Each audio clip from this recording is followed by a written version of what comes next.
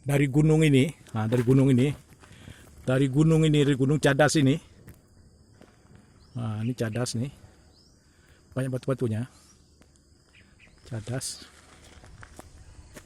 Kita mau bisa melihat Banda Aceh di sana. Nah, dari kejauhan tuh Banda Aceh bisa kita lihat dari sini. Kecil sekali Banda Aceh, jauh sana. Nah, ini Banda Aceh bisa kita lihat. Itulah Banda Aceh. Bisa kita lihat dari sini. Kejauhan di sini. Dari puncak gunung ini belum puncak, di kaki gunung ini saya bisa melihat Banda Aceh. Ya kan, nampak rumah-rumah sana. Itu pinggiran Aceh besar tuh. Di sana nampak. Tapi jauh lagi itu Banda Aceh. Sampai ke laut.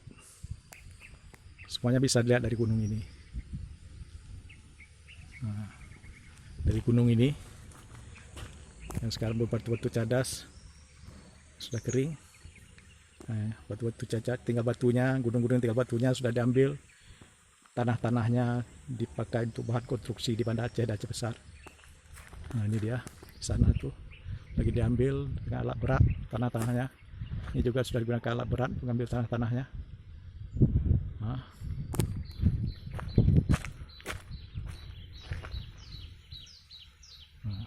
gunung ini masih menghijau, masih banyak pohon dan ada kebun-kebun di sini. Makin ke dalam sana ke atas, selama 2 jam atau 3 jam kita pergi itu pohon-pohonnya tidak bisa dipeluk lagi besar sebagai pohonnya dan langit tidak nampak, sudah tertutup sama pohon, ribuan pohon.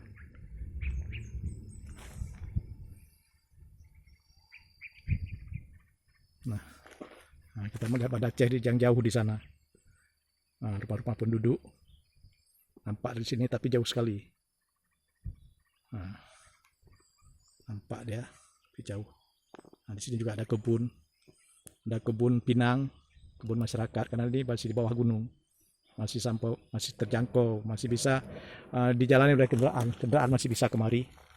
Ada jalan di sini, nah, ada jalan masih bisa dilalui kendaraan, mobil, sepeda motor, nah, masih bisa dari sini jalan-jalan ini.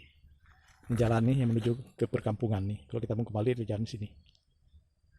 Nah, itu di jauhan adalah perkampungan sampai ke Banda Aceh.